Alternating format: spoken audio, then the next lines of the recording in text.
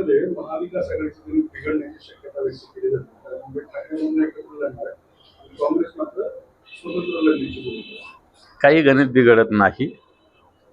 या सगळ्या कपोलकल्पित बातम्या आहे. व्यवस्थित सगळी तयारी चालू आहे. निवडणूक आयोगाकडे आम्ही सगळे मिळून एकत्र गेलो. आता मोर्चा 1 तारखेला एकत्रित आहेत. या सगळ्या गोष्टी असतात. सगळ्या राजकीय पक्षाला आम्ही सगळं लढू सांगावं लागतं. कोणताही राजकीय पक्ष सांगत नाही की मी 200 पैकी 25 जागा लढणार आहे, 200 पैकी 50 लढणार आहे, 200 पैकी 1च लढणार आहे. कोणताही राजकीय पक्ष सांगत नसतो. सगळेच राजकीय पक्ष आपल्याला सगळ्याच्या सगळ्या जागा लढायच्या म्हणतात.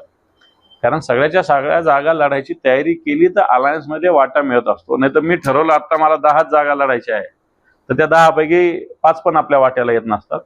आणि म्हणून ज्याही राजकीय पक्षाला स्वतःची भूमिका व्यक्त करण्याचा अधिकार आहे, तशी भूमिका मला असं वाटतं काँग्रेसने अधिकृतरित्या अजून तर व्यक्त केलेली नाही, परंतु चर्चा निश्चित